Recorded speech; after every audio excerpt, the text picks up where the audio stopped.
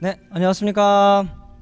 네, 아까 유튜브 댓글을 보니까 장소가 바뀌었네요라고 올려주신 분이 계셨는데 맞습니다. 이번 주부터 장소가 바뀌었습니다. 지금까지는 그 문화원에서 하고 있었는데요. 지금 여기는 그 설악 천원 교회입니다. 네, 그래서 앞으로 대면으로 참석하고 싶다고 하시는 분들은 지금 아직 장소가 제대로 세팅되어 있지 않는데요. 네, 저희가 대면으로 초대할 수 있도록 잘 세팅하고 건지도 올리려고 합니다. 네, 오늘 저의 나눔은 남의 의견보다 나의 신원을 믿으라 라는 제목으로 나눔을 준비해왔습니다. 네, 오늘 이 제목만 기억해 주시면 저의 희망 나눔은 성공입니다. 그리고 보통 이 자리에서는 희망 나눔을 한다면 성공했다라거나 긍정적인 이야기를 많이 나누실 텐데요. 그런데 오늘 제가 나누는 이야기 중에서는 약간 저의 실패담도 있습니다. 그래서 희망적이고 성공적인 이야기만 듣고 싶다고 하시는 분들은 지금 여기서 그만 보시고 나가시면 좋을 것 같습니다.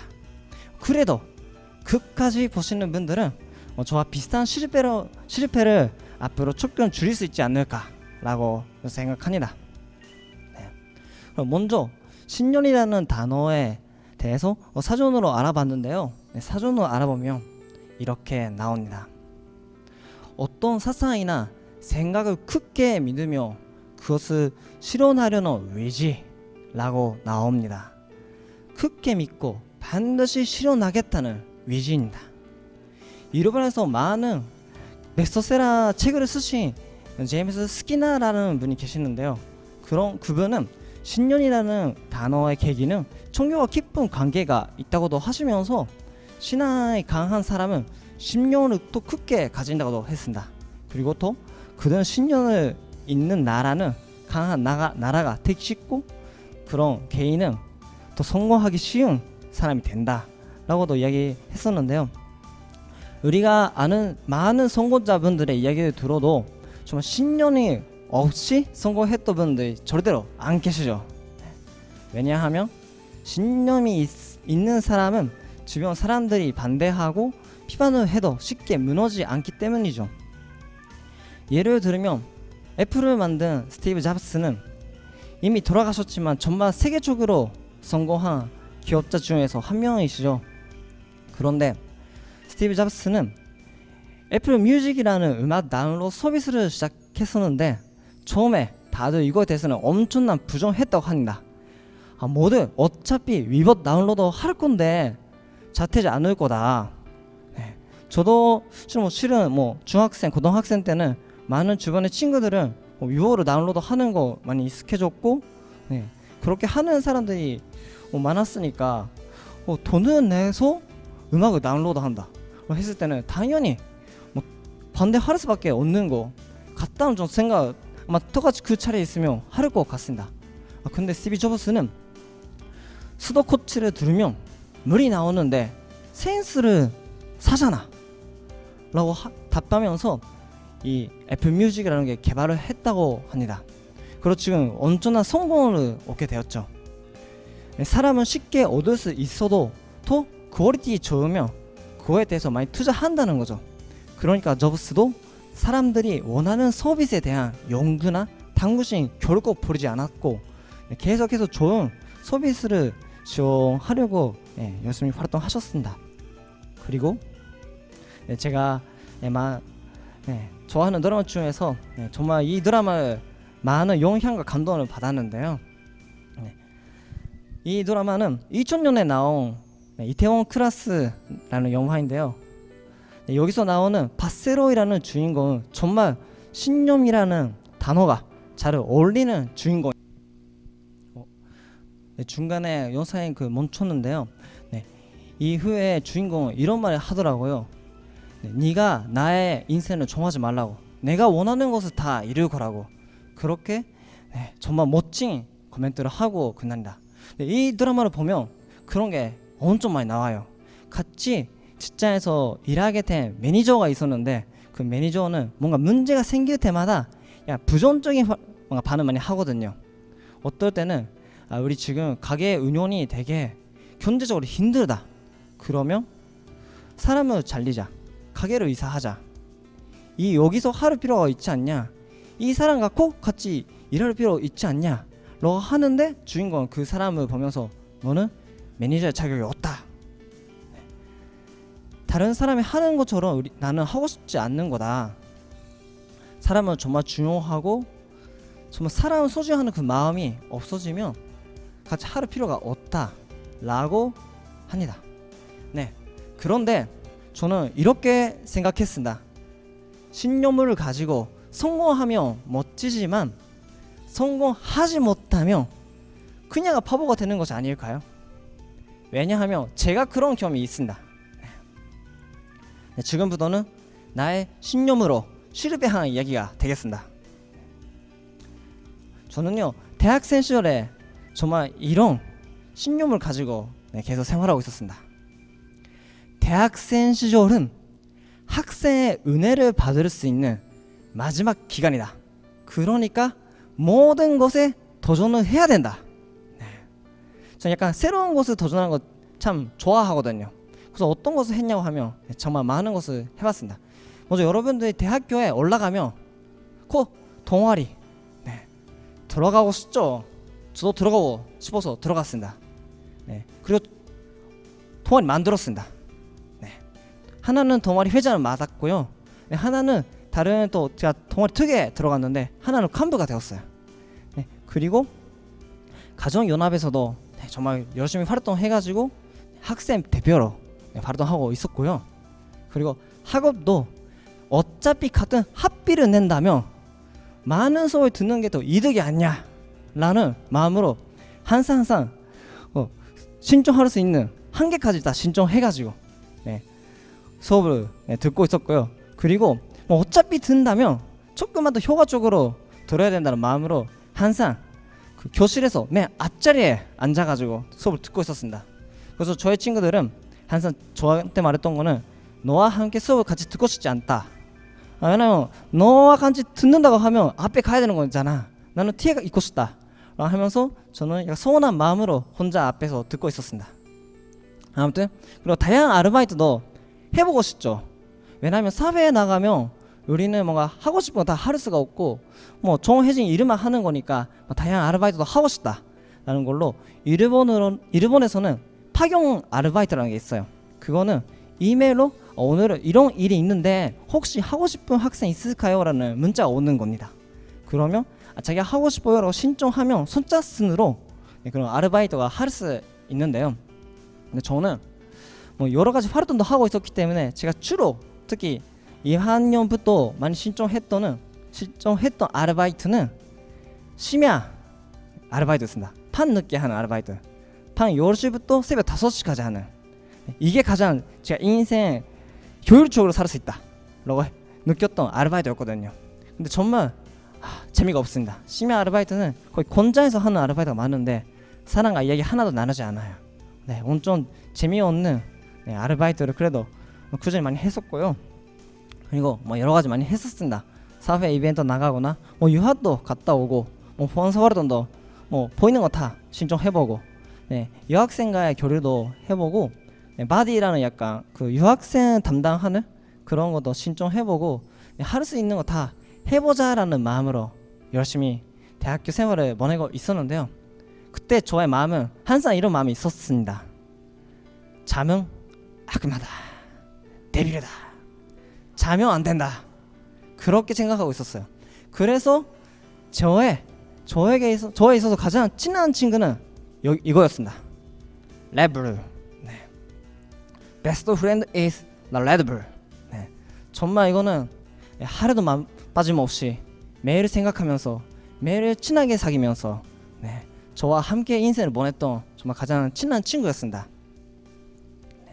근데 그런 저를 보면서 많은 친구들은 조언을 해줬죠. 그만해, 건강만 한다, 우선순위를 생각해보라, 너 바보냐, 여러 가지 조언을 해주셨는데 그런데 저는 대학생 시절에 할 수 있는 것을 다 도전하기 위해서는 늘 시간이 부족하다고 생각하고 있었고, 그런 친구들의 조언은 저한테는 조언보다 저를 약하게 만드는 유혹의 소리처럼 들렸던 것 같습니다. 그런데 어느 날 번개를 맞이하는 날이 왔습니다. 참을 수 없는 잠을 느끼는 거예요. 계속해서 자면 안 된다 라고 생각하니까 열심히 살아가고 있었는데 몇 개월 지나다 보니까 수업을 시작하자마자 잠이 오고 3시간 후에 일어난 거예요. 당연히 아무것도 없었고 교수님이 저를 계셨어요. 그래서 교수님이 이렇게 말씀하시더라고요. 너 같은 학생 처음으로 봤다. 왜요? 보통 자는 사람이 맨 뒤에서 잔다. 근데 너는 맨 앞에서 잔다. 혼자서 주변에 아무 사람도 없는데 혼자서 열심히 앞에 와가지고 열심히 잔다. 너 같은 학생 처음으로 봤다. 죄송합니다 라고 하면서 저 또 이런 생각을 했죠. 레드불도 이제 효과가 점점 느끼지 않는 거예요. 제가 가장 믿었던 베스트 프렌드가 역시 프렌드라는 단어의 마지막 부분은 엔더가 들어가잖아요. 그래서 영원한 의존이라는 게 없구나 라고 정말 레드불에 실망을 했습니다. 근데 하나가 무너지면 다른 것들도 함께 무너지는 것 같습니다. 수업에 집중하지 못하니까 다른 시간을 내서 공부도 해야 되고 또 그렇게 되면 모든 활동에 지장이 생기는 거죠. 그리고 나의 상태가 점점 안 좋아지는 것을 자기도 느끼잖아요. 그러면 마음 상태도 계속 안 좋아집니다. 즐거웠던 대학교 생활이 가기 싫고 힘든 그런 대학교가 돼버렸고, 동아리 활동도 처음으로 재미로 시작했는데 언젠가보다는 그냥 의무감으로 나는 회장이니까, 나는幹部니까 해야 된다 그런 마음으로 하게 되더라고요. 그래서 나는 신념, 나의 이 생활을 확실하게 실패했다 라고서 알게 되었습니다. 많은 것들을 도전을 해도 인간에게는 한계가 있습니다. 늘 새로운 도전을 할 때는 만약에 못하고 겨우 자기가 바빠지고 마음 상태가 힘들어질 때, 그렇게 될 때 어떻게 해야 될까라는 리스크까지 생각해서 시작해야 된다는 것이 그때 알게 되었고요. 그리고 무엇보다 인간은 안 자면 죽습니다. 수면 시간을 줄이고 무언가를 한다는 것이 동시에 큰 위기에 가고 있다는 것과 마찬가지입니다. 사람마다 체력이 다르기 때문에 주변의 사람들에게 꼭 맞춰야 한다는 것이 아니겠지만, 자기 자신을 잘 알고 행복한 삶을 위해 충분한 수면을 취하시면 좋겠습니다. 이렇게 끝나면 신념을 가지고 도전했다는 것이 안 좋네라고 느끼실 분도 많이 계시지 않을까 싶은데요. 근데 저는 후회는 하고 있지 않습니다. 나중에는 저의 대학교 생활을 인정해주신 어떤 교수님 덕분에 오픈 캠퍼스라는 약간 고등학생 3만년을 맞이해서 대학교 설명하는 약간 그런 이벤트가 일본에서는 그 매월 밤에 여름에 있는데요. 교수님께서 거기에 모델 대학생으로서 초청해 주셔서 고등학생 앞에서 스피치를 많이 하게 되었고요. 그리고 대학교가 공식적으로 만드는 잡지가 있었는데 누구보다 대학교 생활을 즐기는 대학생으로서 5번 정도 그 잡지에 나오게 되었습니다. 저의 신념은 저렴이 닿지 무치 없고 부족하고 어리석은 신념이었지만, 그래도 그 속에서 얻은 수많은 교훈과 교훈들은 지금의 저를 만들어 있기 때문에 정말 후회는 없습니다. 근데 이런 스토리로 희망 나는 마칠 수가 없죠. 그래서 제가 마지막으로 한 부부의 멋진 신념의 스토리를 더 소개하고자 합니다. 그게 바로 문선명 선생님이시고 또 한학자 존재님인데요. 가정연합에서는 문선명 선생님을 아버님, 한학자 존재님을 어머님이라고 부르기도 합니다. 이 두 분을 늘 신념을 가지고 사람을 보내셨고요. 보내고 계시고 늘 어려운 길, 힘든 길을 가셨습니다. 그 중에서 인상적인 장면을 하나 소개하려고 합니다. 이것은 문선명 선생님께서 미국에서 여신 양키 스타디움 대회 사진인데요. 대회는 1976년 6월에 1일에 개최되었고요. 거기에는 4만 5천 명이라는 엄청난 사람들이 모였습니다. 문선명 선생님은 대통령 아닙니다. 연예인도 아니에요. 그냥 한 평화 운동가 뿐인데 그분이 연 대회에 4만 명 넘는 사람들이 모였다는 게 참 대단한 것이 아니니까.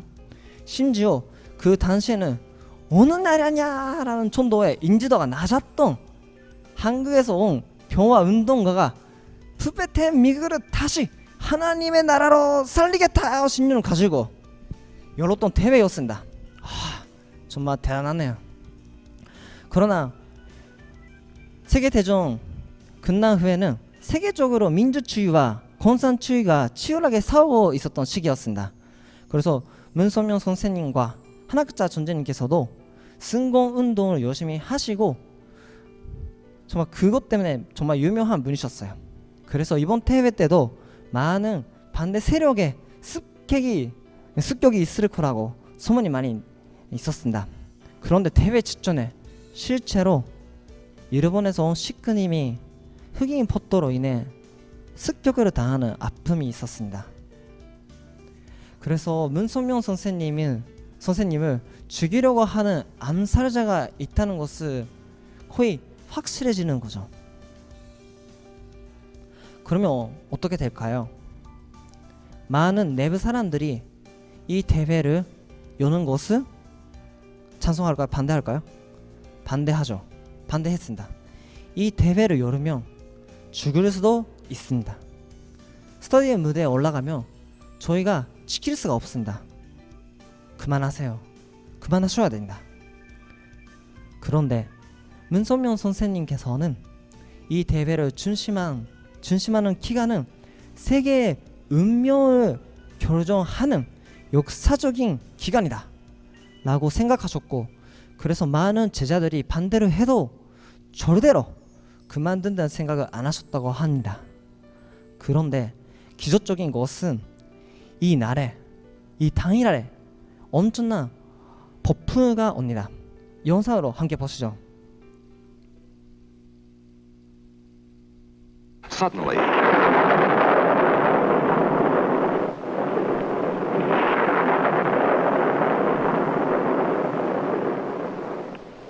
"60-mile-an-hour winds ripped through the stadium, destroying many of the decorations. The Weather Bureau reports a coming tornado."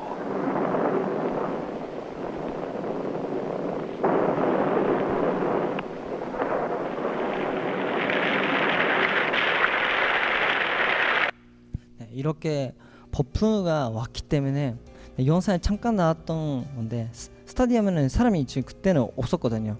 그래서 암살자도 그러면 이때는 안 하겠다 싶어서 돌아갔다고 합니다. 근데 그 후에는 다 같이 노래를 부르면서 이 버프가 다 없어져요. 그래서 무사히 대회를 여시게 되었습니다. 그 영상도 함께 보도록 하겠습니다.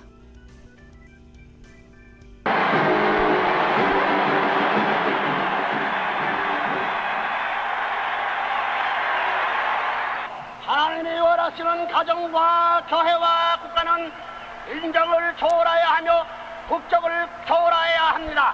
내국 사람은 세계 만방에서 왔습니다. 여기서는 인정을 묻지 정말 잘 않고 성공적으로 마치게 되었습니다.